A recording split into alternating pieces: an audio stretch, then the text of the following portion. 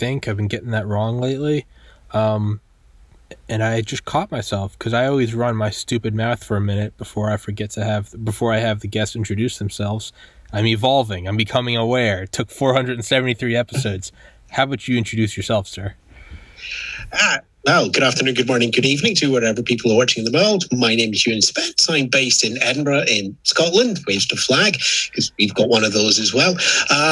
I've spent most of the 21st century making a living on the internet, be that podcasting, writing, videos, coaching sessions, from music, films, through technology, and back out the other side again. Mm-hmm.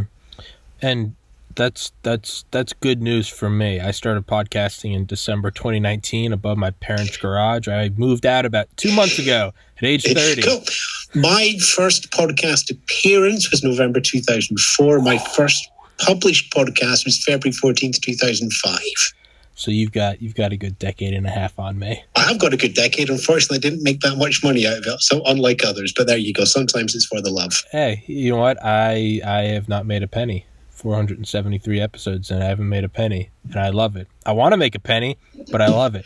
So the secret is not here. The secret is to lean on things like Patreon and stuff, which you've seen you've got, and you've got your merchandise and everything. Has anybody ever bought any merchandise? A couple people, not a whole lot. And did you make a profit from that? I did, so I have made a penny. So I don't want to hear I haven't made any money from podcasting from you. All right, you're meant to be the land of the free and the entrepreneurs and the business shit. So it's just like, oh, I've not made any money. Yes, you have. Unless the IRS are watching, in which case, no, you haven't made a penny. I've never made a month. I'm not even in the United States. I'm in Canada. Yes, you are. There's a flag behind you. Shit, what are you doing? It's not the Canadian flag. I know that one. Okay, this podcast is over. But admittedly, Canada's only got 9 states, and there's 9 stars on it. So maybe it's an alternative Canada flag, but I'm not sure. Just give it away.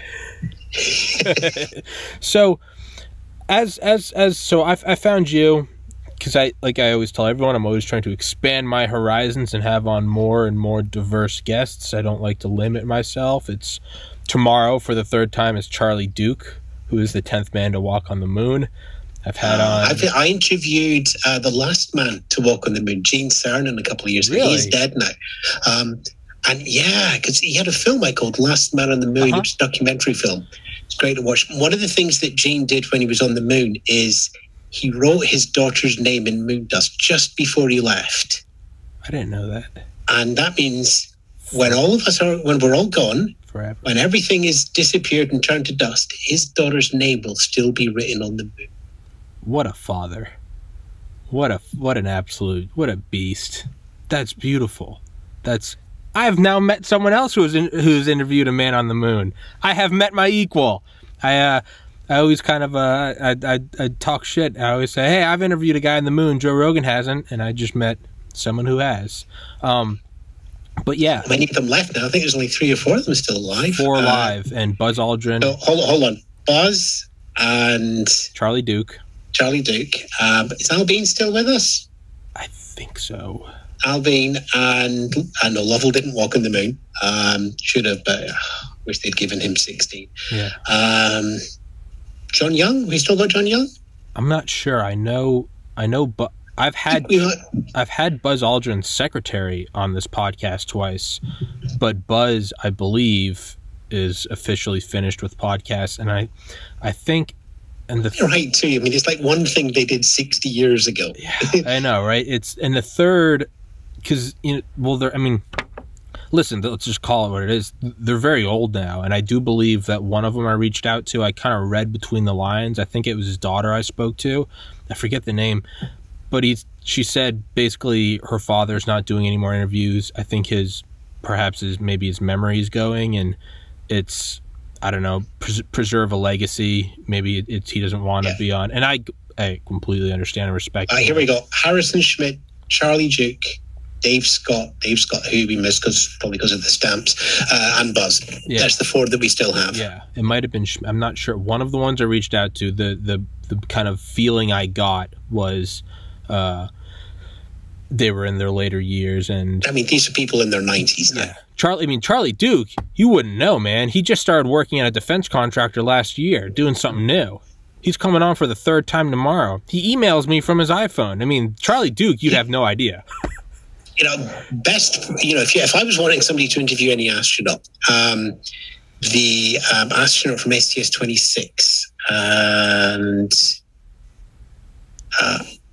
Mike Mullane. Mike Mullane is a shuttle astronaut. He was one of the TFNG crew, and he's done 3 shuttle flights, and 2 of them are military shuttle flights, which is basically we went up, we did stuff, we came back down again. Well, that's I'm glad you brought that up. There's is it Guy? I think Guy Buford. There's Guy Buford was on one of Mullane's flights. Yes. He was on 26, I think. Yeah. There's a YouTube channel I love. I think it's Dark Docs. It's a guy that does like 5 different channels: Dark Docs, Dark Skies, Dark Footage. It's all kind of Cold War history stuff. But he has a great one on the. Yeah, that's it. That is the 26 badge. Yes, sir. 26 badge with the names on the side here. Actually, yeah. I can't make them out in this light. Gibson, Mullane, Ross, Shepard, and Gardner. So no, that's 26. So Mullane, Buford must be one of the late ones. But yeah, there you go. Yeah. A tiny bit of space memorabilia there for you. He's got there's an episode I watched, short, maybe like 10-minute video, and it was on the secret military flights. I mean, I had always known that the Air Force had a hand in the development of the space shuttle. They wanted the bay larger so it could carry up bigger things. Well, I think that's been confirmed and stuff. One of the reasons the shuttle bay is 60 foot by 15 foot. We were going to talk about tech. Sorry, dudes. This is tech, right? It's the same size as the Hexagon satellites. Hexagon, Corona, Keyhole. Yeah. So the assumption has always been that STS-26 was one of the ones that took up a keyhole, threw it over the side, and brought it back again. The rumors are that it didn't work. Yeah. So they had to come back to it 3 days later, do a secret spacewalk without telling anybody, fixed it, and then put it back into orbit. So they landed. They all got a medal, but they weren't allowed to show anybody their medals because it was a state national secret. That's some Tom Clancy to this shit, day, man. That's some Tom Clancy shit. To this day, they've never said what happened. But ISS, there was one a couple of years back when they said, right, we're going to do the 200th spacewalk. So we're going to make a big noise about it. And then somebody came along and said, guys, whatever you do, don't call it the 200th spacewalk. Why? We've counted them. Yeah, we know. Don't call it the 200th spacewalk. Oh, because no one else knows. So somewhere there's one more. Oh, Jesus.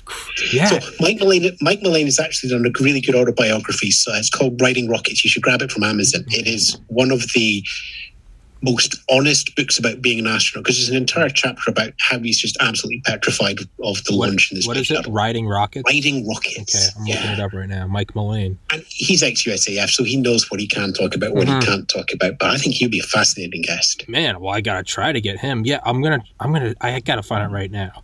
The space shot. There's a great. It's like a 10-minute video.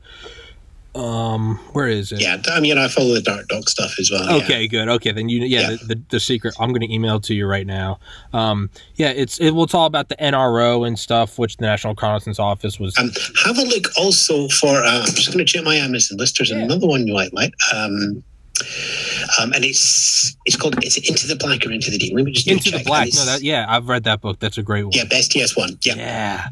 It's the whole. What I love about it is when they're talking about Guy Buford in the Dark Docs video.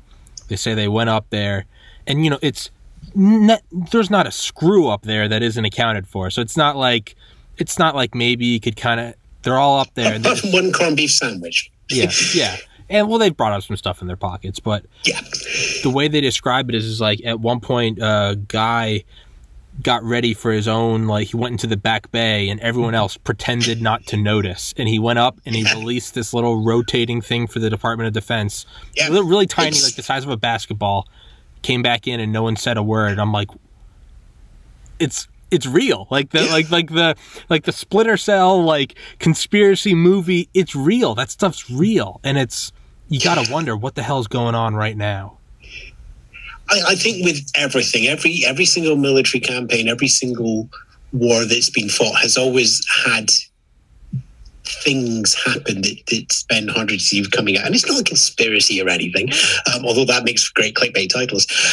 It's just, you don't talk about that. Like for a long time, hold on, let's go back. You might have seen this in Dark Docs. Have you heard about The Man Who Never Was? No. It's from World War II. So this is 1943. And the Allies are getting ready to invade Axis Europe, and they're coming up from the Mediterranean. And everybody, you look at where everything is. You're going through Sicily. We're looking at the sea distance. We know where you are. You're going through Sicily. Yeah. So all of the Axis forces defended Sicily. But they wanted to try and convince them that they were going through Crete or further to the east. So the British came up with this wonderful, wonderful campaign. They took a body and chucked it out a submarine on the coast of Spain, washed up ashore, and the German intelligence, through a Spanish agent, found that there was this signals officer, I think it's a signals officer, who was carrying secret documents about the invasion of Crete. I have heard of that. And keep going, yeah. They fell for it. The Germans went right. They moved all the tanks out of that. Half the defences of Sicily, still a rough bit of fighting. You still got to go all the way up through Italy, and that's where one of my grandfathers was, walking up to Berlin the hard way from Tunisia. Took him a couple of years. There were a couple of problems along the way, But yeah, that sort of thing is was never really talked about. There was a film in the 50s that kind of alluded to some of it. But, in exactly the same, signals intelligence, you've seen the impact of that in the last week with the instant messaging client that various underground criminal elements in Australia thought was completely clean. It's like, no, the US government wrote it. There was one time one of the governments set up a fake bank to get one drug dealer so they could track the payments going through, but they were so good at it that countless other criminal organizations started to use this bank. So they had to share it out with all the intelligence agencies. They were going, right, we got this bank. It's not a real bank, but it's a bank. Yeah. I mean, at a certain point, you got to just wonder if they're like, man, we're making a killing on this bank. Maybe we just go in a bank. But that's another kind of odd, that's an odd thing that happens a lot in the intelligence community is you can't just pounce on the guy as soon as you get him, because that will give away your sources and methods. And if you're acting like a light to moths and they're all coming to you, I mean, that's a hairy thing, right? Because what if if we take down Mr. Spence today, we can save 10 lives. But they know that Mr. Spence is now talking to Tommy, and Tommy's friends with these people. If we sacrifice these 10 lives, in a year, we might be able to save 100,000. But that does happen where they monitor child trafficking rings because it branches out into bigger and bigger networks. The one that's now proven false because of history and because we now know the timescales, but was generally always regarded to be true, was Coventry in World War II, where the British forces cracked the code that said there is going to be this mass bombing raid on Coventry, the city of Coventry, and we can stop it. And they went, no, we're not stopping it, because then they'll know we've broken the codes. Yeah. Now it actually turns out, now we've looked at the past, that the decoding of the message that said they're going to bomb Coventry happened after the fact. But for a long time, that was the sort of accepted knowledge. Yeah. That it was like, nope, I'm going to do that. Yeah, there's a bigger fish. Again, the Enigma codes and code breaking and all of that, it's a fascinating subject. Yeah. The techniques change. Yeah. But you can't spoil. Also, human ingenuity. So Enigma, the first layer was you would press a key on the keypad. See, you press the letter A, and it would turn into another letter, and then it would go into the code machine. So there would be this sort of first level of, we're going to change all the letters, and that's 26 to the power of whatever, ridiculous number of combinations. And the British could not work out that first line of defense. Couldn't get past that. And then the Polish code breakers, who'd escaped from continental Europe, said, Yeah, we cracked that ages ago. Oh, what is it? Well, it's dead easy. A equals A, B equals B, C equals C, D equals D. They just basically wired everything in a straight line. And none of the Brits thought, well, we should check the obvious one first, should we? Oh, yeah, okay. Noted. and moving forward now. That's something, yeah, you can't really bring up. You're like, oh, I didn't think. Yeah, the simplicity of it is. And another odd thing I always like to think about is we see again and again, right, with like Operation Paperclip or going in and getting the guys from Unit 731 in Imperial Japan. Another sort of dark realization is that whenever we are going against these war criminals or kind of rogue states, we do wipe out the upper echelons, right, Nuremberg trials. Except for the very upper echelon, we take them for their intel, and we kind of kill the rest or imprison the rest. But let's go back to talking about the space stuff. That's where I'm working. Okay, yeah, sure, yeah. Let's go back to that. No, what do you think is going on with the X-37B?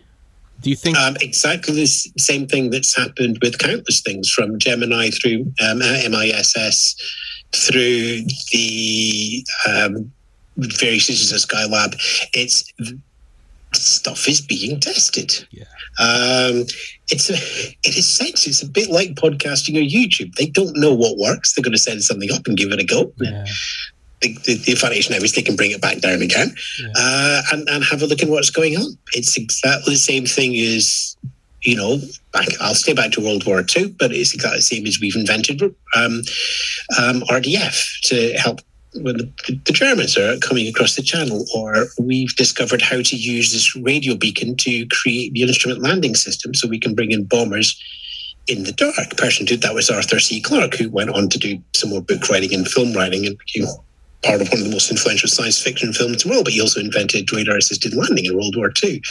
And again, you're not going to tell anybody that. Yeah. Germans aren't going to go, they were shot of that plane, it will never get home, it can't find anything. Beep, beep, beep, beep, beep, beep, beep. There we go. So, something like, space is the high ground. And you go back to Sun Tzu, and before that, you have the high ground, you have an edge. Mm-hmm. It's as simple as that. It is. I've had on Tyler Morton. He's an active USAF colonel who wrote from Kitty Hawk to the U2, but it's this whole book about ISR, intelligence, surveillance, and reconnaissance. He talks about the balloons in the Civil War, and then World War I, the biplanes, and all the importance of it, and the kind of just, again, yeah, like early YouTube, just figuring it out.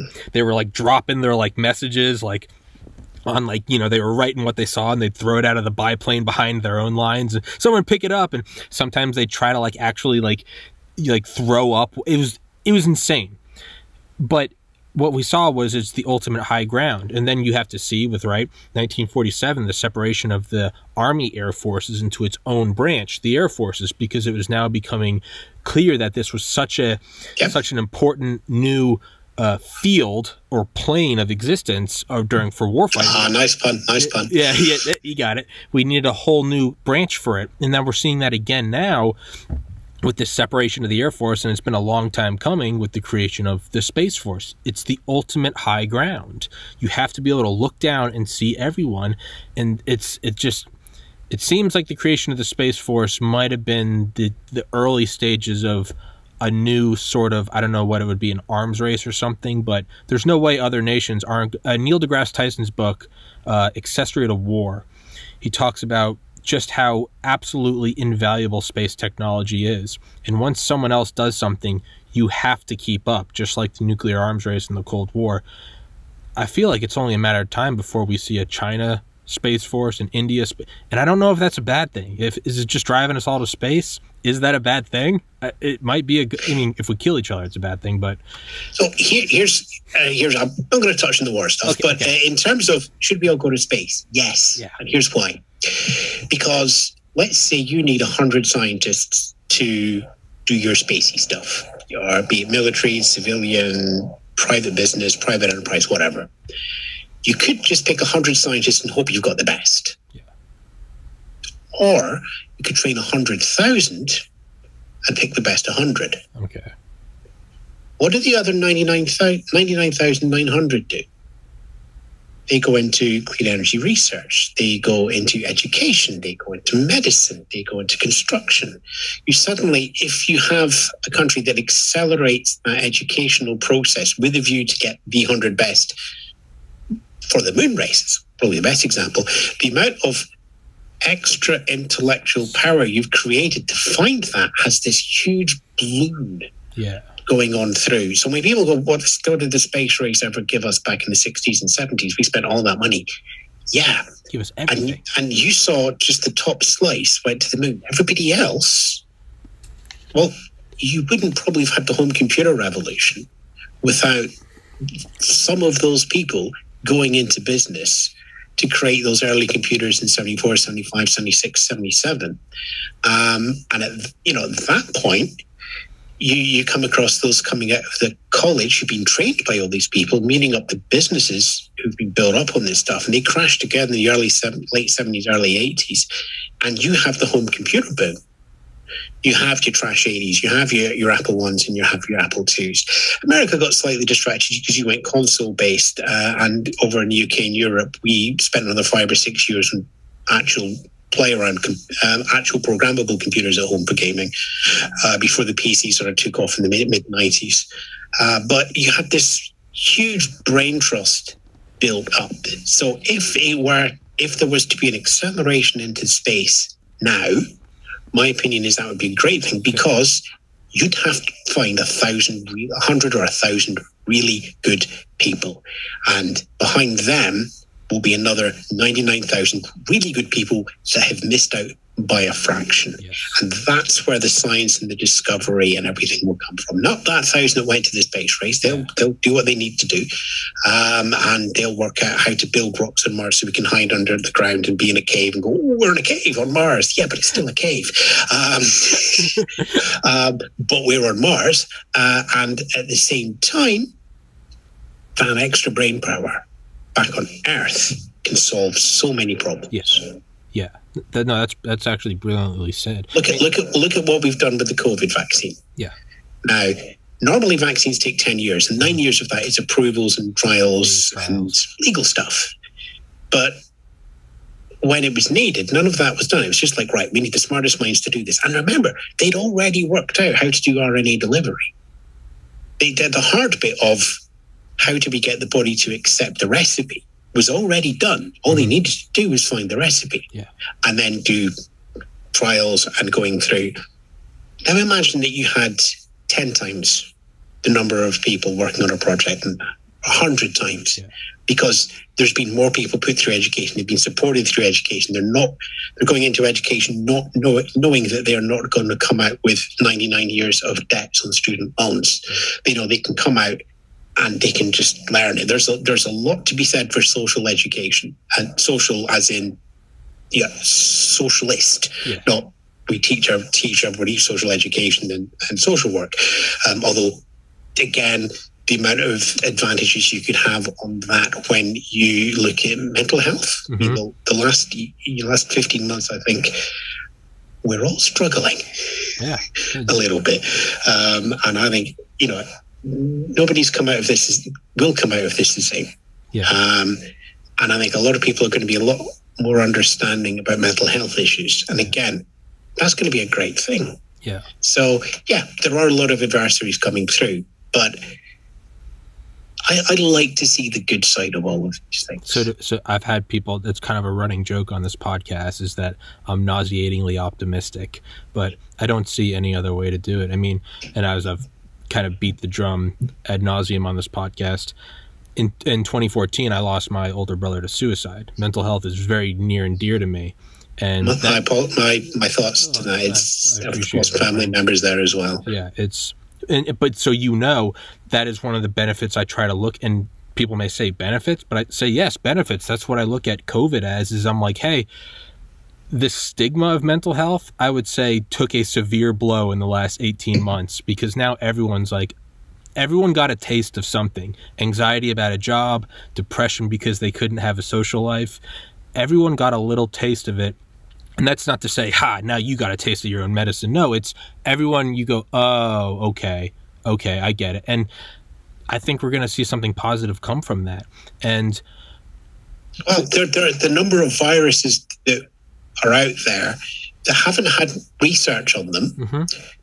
COVID has proven that, we can actually take on a virus. This is one of the first this is one of the first viruses where it's like science admit, right, we need to stop this one. Mm-hmm. Now, there are so many more that would normally not be, let's choose one, they would normally be sexy enough to get the funding. But now, we've got far more building blocks. We've got this whole, we can just change the recipe and switch out the RNA delivery system. And, there are many that can be addressed now. And I hope that continues. I fear that the companies will be looking more to turn a profit rather than to benefit that. But I suspect that's another whole hour or so with somebody far more experienced and knowledgeable than me. Yeah, there is the beauty of it. It's another kind of dark truth to accept is, are we not at our best in the light of tragedy? Be it Sputnik, be it COVID. I wouldn't call Sputnik a tragedy, not for the world. It would certainly be upsetting for that flag. And the UK as well. We will look up Blue Steel and some of the stuff we had going. We dropped the ball on that one as well. But without Sputnik, you wouldn't have had that race to do Explorer 1. Well, that's what I mean. Is that without Sputnik, subjective tragedy? Yes. You can have short-term issues, short-term problems, but you can overcome those. Without Sputnik, would man have reached the moon before 1969? No. Without Sputnik, here's one for you. Without Sputnik, you wouldn't have had the space race. And the space race was all about, we've got better missiles than you. We've got better rockets. We can put more things in space. We can put heavier things in space. We can land things in space. If Russia and America hadn't been doing that in the 60s, they probably would have spent more money on nuclear warheads, better delivery systems, and found, pardon my French, another way to measure the size of their dicks. Mm-hmm. Yep. So the space race was the Cold War, but it was also a really relatively safe way of conducting the Cold War. It was. When you think that there have been decisions by individuals, 4 or 5 that we know about over the last 30 or 40 years, that would have done nuclear war by mistake. Mm-hmm. The launch of Sputnik probably saved the world.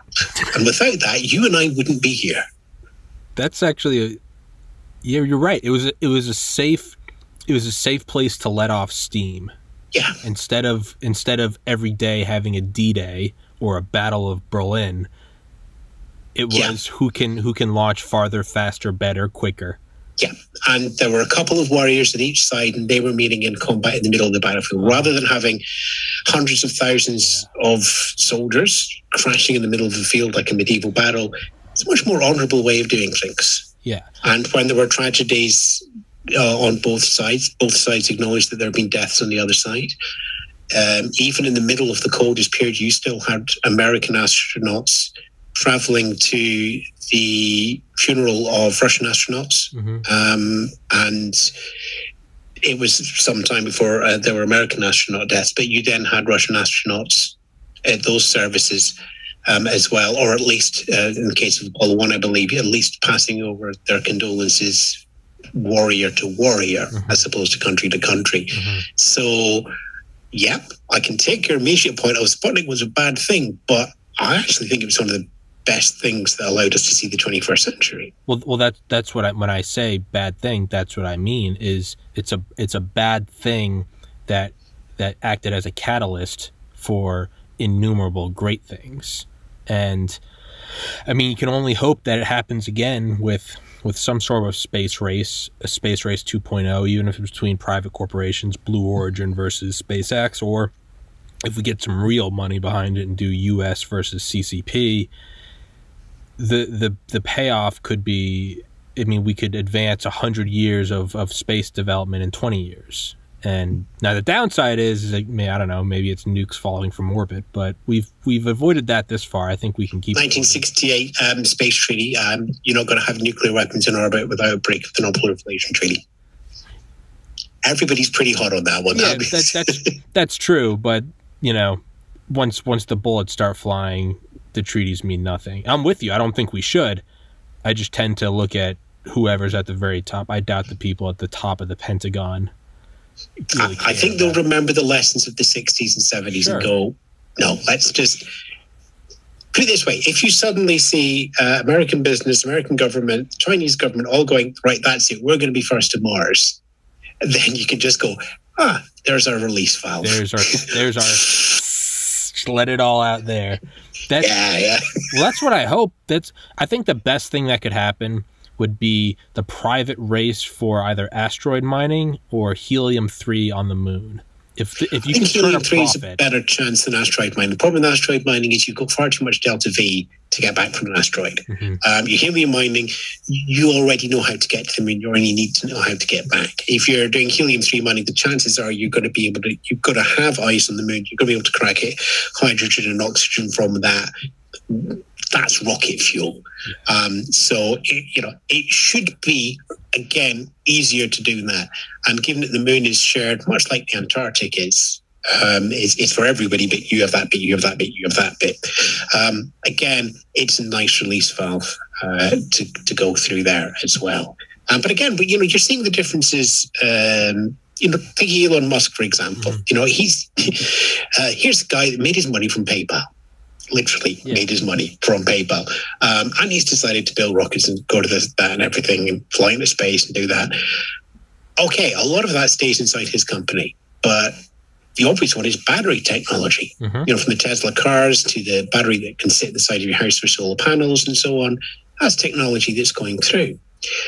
People want to work for Musk, great. But again, you need to be in that top 1%. Everybody else, well-educated, well-learned, inquisitive, can go somewhere else. Mm-hmm. And in a time where the American government took its eye off the ball and for a good decade, its only way into space was to buy a ticket on the Russian Uber. When you've got something like the Dragon X capsules, it's coming up, by private business. But it's in exactly the same way as the US Postal Service started. Mm-hmm. Now, the US Postal Service was, as long as you get our letters from A to B, we'll give you this much money. We don't care how you do it. But don't kill anybody. There's some basic parameters and stuff. Yeah. But it was like we just need to get this from A to B. Yeah. And that started up intercontinental travel in the US.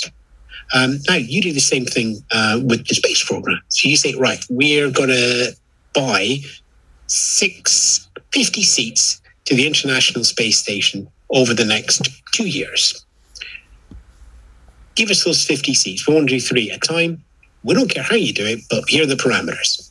It's got to be safe, it's got to be reusable, blah, blah, blah, blah, blah, blah, blah. The US government isn't building its own space rockets, isn't building its own space capsules. But the US government never built the US, it's building the space travel in the same way that it built the USPTO. Let's put aside the political stuff for the last couple of years that's been going on in USPTO. I'm talking about the nice idealized version here. You can do exactly the same with space travel. You can say, right, we just need seats to go from here to here. You want to get to the moon? Great. We want you to move 10 tons of helium-3 from the moon back to Earth. We don't care how you do it. Here are the parameters. And here's a check. But only if you can deliver. Yes. I would love... Like the post office. Yeah, like the post office. I would... And here's the thing. They could say it's not an exclusive thing. They'll just say, look, if you can do it, we'll buy it. And every company knows that it's not first to do it. It's just, as long as you can do it, as long as you can move 10 tons, we'll give you the ticket. It's kind of like warp speed with the vaccine. Here's the money. You can't be held liable. We need it. Yeah, and the parameters there, of course, were still going to be safe. We will indemnify you, but it's got to be in those things. Yeah. So, seats to the space station, seats to the moon, helium back from the moon. Do you think we'll see DARPA do that sometime in the next year, 10 years? Do you think we'll see an X prize of, hey, bring back 10 tons of helium-3 from the moon, you can't hit any continents. Look, that would involve me having far more knowledge about certain things than I have, so I don't know. I would like it to happen, but I don't think it will be that simple. Yeah. And that's simply because most politicians only have a 2-year cycle. They've got to wait for the next seats to Congress and the Senate, and then their own re-election. So, unless something can be delivered in 2 years, it's not going to happen. This is where JFK did a really smart thing. He managed to do something that lasted for 7 years. And beyond his 3 different political cycles, delivered by somebody from the opposite party. Yeah. That's what's needed. Yeah. But I struggle to see how that's going to happen when, certainly in America, the red and the blue are so very, very far apart. Yeah. When the goal is, well, we're going to do everything different to the team that was in before. Yeah. You can't. That means in theory that, given your home in deorbit, you could go to the moon, launch under a Democrat, land on the moon as a Republican, and then come back as a Democrat again. Yeah, we need... Who takes the credit? That's what... Well, it's that beautiful quote. It's that beautiful quote, right? Brilliant things can happen when no one's concerned about who gets the credit. I think that is one of the Russian... might have been one of the late... I think it... Right, okay, I can't remember which Russian mission it was. And it doesn't matter, because we don't need to give credit. Oh, no, we do give credit. Always give credit. They took off, and Khrushchev was in charge of Russia. And when they landed, Brezhnev was in charge of Russia. Yeah. There had been a coup while they were in orbit. In flight. In orbit. But that is the beauty. If we had something, and I would hope you would have something like DARPA, who kind of, their MO is that they're not tied down by red tape. They move very independently. You would hope for something like that, where you could either do, the best thing you could do would be like if Biden made a JFK-esque announcement by the end of this decade, because no matter what, if Biden serves 2 terms, he'll still be out by January 20th, 2029. If he can just make a statement about the end of this decade, to where it implies that it doesn't matter if I get it. That's what we need. Is you need to forwardly announce, and granted, it's very easy for me to sit here and behind a laptop and say what America needs to do. I get that it's a detached viewpoint, but if you, I think though that covers most of the Americans with a laptop. Though 100% of us across the board, 100% of us. So I'll just blend into the noise. But you would need something like that, right? Or maybe can you move it even beyond the United States? Would it be a US-UK thing? Could it be something in the face of China? Could we conjure up a boogeyman and say we need to do this to fight China? But there are a couple of ways to it. Obviously, the release valve there is something you talk about, that we've got to beat China. But at the same time, it could also be a joint mission with China. Sure. Beautiful. There's global warming. It requires a number of special, powerful connectors in politics across many disciplines and parties and countries to have that sort of effort. And remember, even the moon race in the 60s was still dogged by politics. Mm-hmm. Kicking that money back to Texas. Yeah, we're going to have... it's going to be Houston. Why is it in Houston of all places? Why are you putting it next to the rockets? Why is it that you had 2 wonderful capsules built by McDonnell Douglas, and then it's like, right, we're going to build a moon capsule now. Great. Who's going to go for it? Well, we thought we'd give it to Northrop.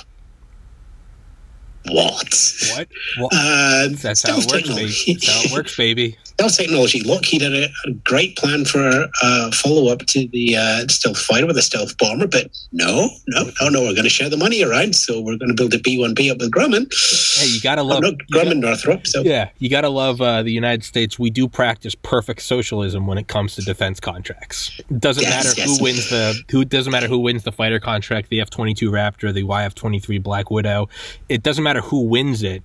We're still going to say, okay, Grumman, you build the cockpit. Lockheed, you build the body and the avionics. General Dynamics, we do practice perfect socialism when it comes to $1 trillion defense contracts. About medicine, though. Pity about medicine. Who needs medicine? We just need bombers, right? B-21s and everything. We're going to take off and bomb the COVID from the skies. Well, do you see the problem with this? and that's the complete opposite to the post office thing. Yeah. Of how the post office is set up, which is just get it from A to B, we'll give you the money. Yeah. You know, nowadays it would be we want all the companies involved and different people working the starting, and all the airlines are going to have a little bit of distribution. So, you know, from Denver to Los Angeles, we'll give that to American. From Denver back to Chicago, we'll give that to United. Mm-hmm. You know, it's much easier to go, bring us back 10 tons, you get the money. Get it done. We don't care how. But that's completely different to how she said there, how the defense contraction system works at the moment. And that's why I think private business is more likely to be the first to land on Mars than a governmental organization, at least from the US point of view. Yeah. A beautiful thing that I think kind of like the steam valve or the release valve is another sort of carrot you can dangle is, so like, how do you incentivize a guy like Bezos or Musk who already have more money than God? You could offer them even more money. I think what's going to drive them is they want that name in the history books. They want to be the Christopher Columbus. They want to be the Wright brothers. They want, maybe not Christopher Columbus, but they want to be one of these guys. Yeah, I mean, he directed the Harry Potter movies. Why would you want to be remembered as much as him? And also, who's only the first two? You know, you really want to be like Joseph Guerrero, who did the third one. Him, that's a much better direction. Yeah. I like that. Right, but you want to. Why bring up Hollywood director then? You'd want to be right. You'd want to be. I love it. No, I know. I love it, man. Right, you want your name to be on like a Jamestown or something, right? That's what I think they want, is they want to become immortalized. They want to be a Washington. You don't want to be an Abe Lincoln or an FDR or whoever. You want to be Washington, D.C. I think that's what they want. They want a Bezos, a Musk. They want something that becomes blended into his. Because I think what else can you give someone that has $200 billion? I think they want that. I think they want that name in history books. And again, that's just a guess, but a quote I cannot attribute, unfortunately, but I'm sure somebody in the comments will do, is somebody was once asked somebody in the public eye, what do you want to be remembered for? And his answer was, I just want to be remembered. Well, that's a dangerous precedent, because Hitler's remembered. It's a wonderful trumpet player. Yeah. He had some paintings, but he also did some other well-known things. And that's what you always have to watch for. Somebody who's incredibly right-wing, who can take a country that was basically left destitute after a great war, and turn into a savage, genocidal machine. Yep. And we always need to be on the guard for that. That's the thing that I've tried to think about. I've thought about it a lot. I've tried to break it down over hundreds of podcasts. But why is it that Nazi Germany, why does that stick in our minds so much over a Genghis Khan, over a Stalin? And it's because of what you just said. It was one of the, if not the centers of like high society, of culture, of modernity. It wasn't a bunch of, if you see like a genocide in the middle of like Africa and it's warlords, part of your mind kind of goes, it was going to happen there. When you see kind of like a Germany, when you see this modern, cultural, progressive place turn into the systematic tattooing and train carring and incineration and using hammers to knock the gold out of their teeth, you go, oh, right. It's one thing if there's a 9/11. It's another thing when you see, right, Columbine or Sandy Hook, when you go, wait, what? These two kids from the suburbs went in with a machine gun? There's something that really sticks in our mind with that, is you do have to stay. It shows that anyone can turn into that. I think one of the reasons that it remains a touchstone is that most of us, certainly of my generation, would know people who fought in the war. As I said, that I have a very rough idea of the movements of my grandfather, but he never talked about it, but there was still a connection. You know, the two things I can remember of when we went on a family holiday to Italy, I was about 5 or 6. And my grandfather's just like, why are you going to Italy? So it took me a long time to work out why he had that reaction. Okay. And yeah, so it's like, there is still that connection. And it also is documented. There's not that many years between the Great War and the Second World War. Yeah. But the difference is there's a lot more documented about the Second World War, because that's when we started to get technology. That's when there started to be this idea that you could share beyond. It's like you had radio, so you would hear from Berlin. You would hear Edward Morrow talking about the state of the World War in Europe, back in America. You didn't have any of that in any previous war. You had newspaper reporting, but it would be very much delayed. But you would get real time on radio. You'd get Pathé newsreels. I don't know what they would be called in America, but they would have films filmed from the front, shipped back, and put together. Clearly propaganda, of course, because. But there was an immediacy in society that the home front saw the front line, and they'd never seen that before. And to a certain extent, because that was the first one, it had that visceral impact in the collective memory of humanity. Okay. And I see what you're saying. Future wars, Korea and Vietnam. Sorry, Korea was a police action. Vietnam, they were still there. They're still known, and they are still very much painful to individuals and families who had people there. But it didn't have this visceral rip in society. And then after the war, the discussion of the Holocaust, again, was, even nowadays, you're only one generation removed from people who may have experienced it. Mm-hmm. You're certainly one generation removed from people who went through part of it, be it home front, be it the front line, and going onwards. And I worry that we lose touch from that over the next 5-10 years. Yeah. As in the same way that we only have 4 of the moon landing astronauts still alive. When they're gone, all those stories are gone. Yeah. We'll still be left with all the radio broadcasts, all the tapes, all the documentaries, all the interviews they've done. But the actual people who actually went out there, who drew their daughter's name on the sand, who smuggled a golf club head onto the top of a shovel just so they could just go, hey, miles and miles. You sliced it 50 yards, Al. They've done the maths. We lose. Once you lose that connection, you're left with whatever the history books decided was the right story. And people can. And World War II is the first war where we knew more than the history books. Okay. The history books wouldn't talk about individuals. So my wife's grandfather, again, we don't know the story. He never talked about it, but from what we can tell, he was shot down over Germany and he walked back. And then he was shot down over Germany again. What the? And he walked back the other way. And then they went, nope, that's as far as you're going. But that's not written in the books, but you can find it. We all know the film The Great Escape, certainly in the UK. I don't know how much of an impact it has in the US. But when you actually read about what they actually did in that war camp, because one of the prisoners wrote the book, Paul Brickhill,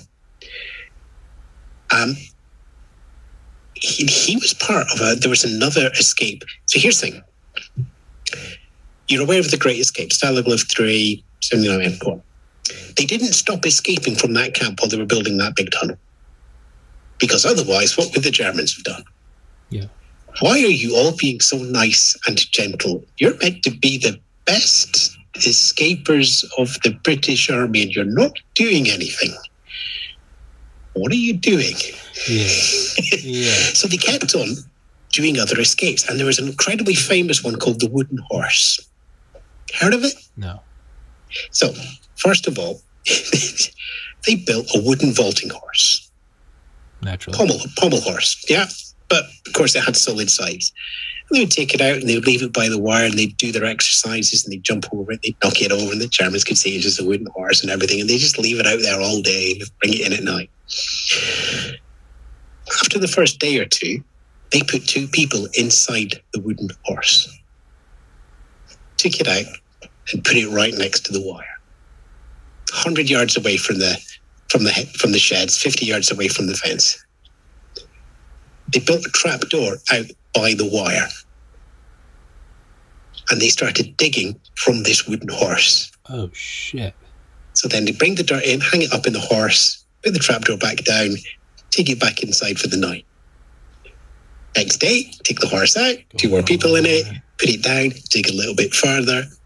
They had to go only a third of the distance because they were right next to the wire. Again, there's a book called The Wooden Horse. There's a lovely British film about it, so I would go for the book because it also talks about what happens afterwards. And here's the amazing thing about it. I'm going to write it down. Do you know the name of the author? Well, it was originally Paul Brickhill, but he wrote it under a pseudonym at that point because he was, again, because it was not long after the war and they didn't want to say who he was doing and everything. I think it's Eric something. Eric Williams? Eric Williams, yeah. Okay. 3 people went into the tunnel on the final night. 3 of them got out of the tunnel. 3 of them got home.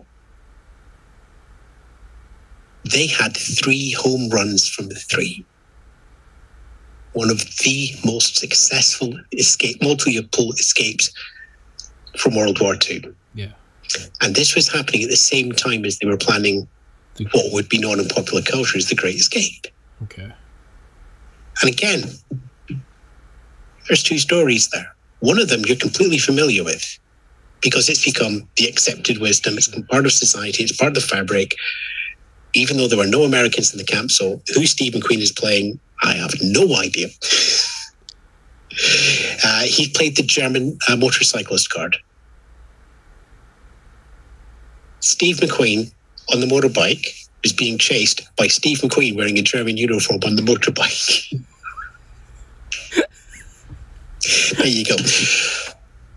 But culture doesn't talk about the other escape that happened at the same time, the wooden horse escape. Yeah. But we still have that. We still have all of those stories. So we have a different, more wider knowledge of World War II than any other war. Yeah. And because of that, and then you had that fascination and you have all the war films in the 40s, 50s and 60s building through, it's built up, for want of a better word, this mystique. Yeah. And that's why I think it remains a touchstone. Yeah. You know, if you think about the number of people who died in World War One, you know, you think about all the people who died on the Eastern Front.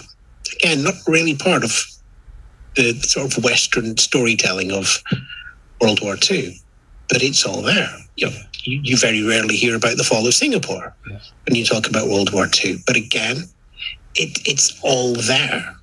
So you have this interesting dichotomy of this romantic view of black and white. And, you know, it was very, very black on one side, but it's war. It was very, very black in various respects on all the other sides as well. The obvious point there is Dresden. Mm-hmm. The firebombing. And the firebombings of Hamburg. Mm-hmm.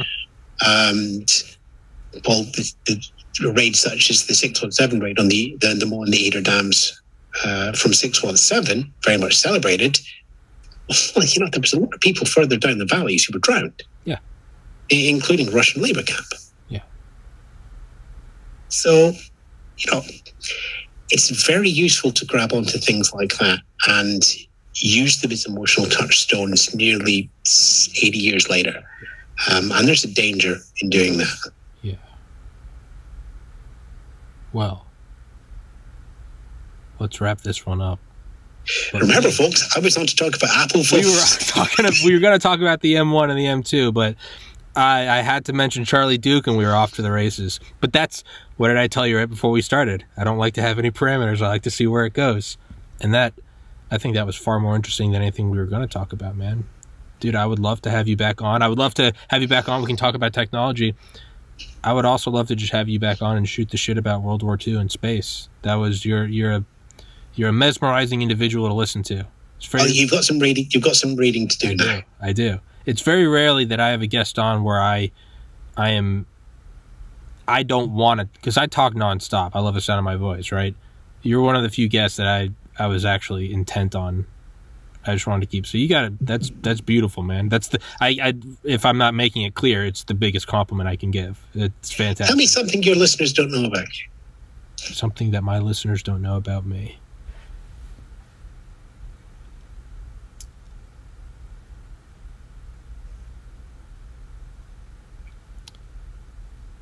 I came to the edge of death about a day after my 29th birthday. Yeah. Medical reaction. Woke up in the ER. I was out for a couple days. I was intubated. I was strapped down because I was fighting doctors. They thought I was going to die. I won't go into it for familial reasons, but I came out of that, had to work up, had to recover to the point where I could like walk up and down stairs and like breathe again. And that was the first night I had prayed in probably 15 years. And I prayed to my deceased brother and to my deceased uncle, who also took his life, who was a surgeon at the hospital that I went to, and everyone knew him there. And it was the first time I had prayed in 15 years. And I said, I really need y'all's help because I have got to succeed at something and move out of my parents' house. And I started to realize it probably wasn't going to be graphic design. And the thing that I feared the most, which was doing something, whether it was stand-up comedy or talking or something, I knew that was my strong suit. I knew that I could talk effortlessly. And I asked for guidance because I was terrified that I truly was coming close to death, closer and closer to death. And a couple months later, I started this podcast, and I have not looked back. That's something I haven't brought up. I find it interesting you said you prayed to family. I did. I prayed to my brother and to my Uncle Court. And I just... Sounds like the answer's you. I just said, I remember sitting there. I was praying to him, and I was like, it was very informal. I was like, look, motherfuckers. I was like, I'm walking a tightrope between life and death. And graphic design wasn't working out. Writing wasn't working out. And I was like, I remember saying, I will do the work. Just show me what I need to do. I got into medical school in college. I was like, I know how to work hard. Just show me what I need to do. And that's what this was. And that's why every day I email at least one new guest who I've never emailed before. Most say no. Some, such as yourself, say yes. But that's the reason I don't slow down. That's the reason I don't take days off. Because I literally woke up in a hospital. And I remember my doctor said, I was like, did I knock on death's door? And she goes, you opened it up a couple inches. And I remember thinking, holy shit. That's something I've never talked about on this podcast. Thanks for saying that. And I'm sure everybody's going to listen to that one. I'll return the favor, actually. Yes, so I've been about 10 to 15 seconds away from death twice in a week. And in 2018, out of absolutely nowhere, I developed epilepsy. I took the bin out one night. I came back in. And I went to my wife, I feel a little bit dizzy. Next thing I know, there was a paramedic standing over me. And I have 40 minutes missing. But effectively what happened was I went to a full grand mal seizure, fell backwards onto the stairs, bit my tongue, was bleeding into my throat. And my wife was thankfully right next to the stairs when that happened. Otherwise, that would have been me drowned. They took me in a hospital. They said, most people have a fit once in life, about 50% of people. Let us know. We'll set you up at the clinic. Let us know if it happens again. Got home on Friday morning, Friday night. Turned to my wife. Here we go again. Rolled off the sofa, full grand mal fit. Arm and body trapped under the sofa, bleeding into my mouth again. And again, the only thing that saved me was I was able to be turned over by my family. It's beautiful. It's terrifying. No, it's beautiful. No more, still the medication now. I'm going to take one of these every 12 hours for the rest of my life. Yeah, I am on medication. I'm on medication, man. Let's all share medication. Yeah. I've also got San Francisco Giants in the World Series. So, there you go. Well, man, I appreciate you telling me that story. I've never had someone ask me that. That I had to dig deep, because I'm a very open book. I had to dig deep for that. Yeah. But, you know, it's right bugger when you got someone who's been doing interviews and podcasting for 16 years on your show, isn't it? You're fucking making me bring my A game. But you know what? There is a dark beauty in what happened to you. Right, it was your wife's grandfather. Yeah. Shot down twice or walked back twice. Hey, man, it looks like you're just following in the footsteps. Do the impossible twice. Make sure you're still alive. Yeah. Yeah. And it's been a fun life. Still is a fun life. It's fantastic. There's something lovely when you're on a business trip and your GPS says, leave the Russian War Museum, walk across Red Square, turn right, you've arrived at your hotel. That's a story for another time, I think. There's life is, I can say this, the Hunter S. Thompson quote. Life has become Life has become immeasurably more enjoyable since I was forced to stop taking it so seriously. Yeah. Almost dying makes you go, you gotta fucking wing it. Yeah, I'll go with the way that Spike Milligan always used to sign off his letters. He was one of the greatest comedic minds the United Kingdom, the 20th century. He'd always sign off his letters LLP. So go on then. First of all, you tell me, have a guess what LLP means. With love, learning, and philosophy? Pretty close, actually. You got one of those. He would always sign off with love, light, and peace. Okay. So let's just leave each other that way as well. Love, light, and peace to you, Tommy. You as well, sir. Mr. Spence, or can I call you Ewan? Oh, you always can, yeah. Okay. Wasn't sure. I wanted to be safe. With love, light, and peace, Ewan. I cannot wait for us to do another podcast because I think we have a lot in front of us. Thank you, sir. God bless. God bless America. God bless Scotland. Recording stopped.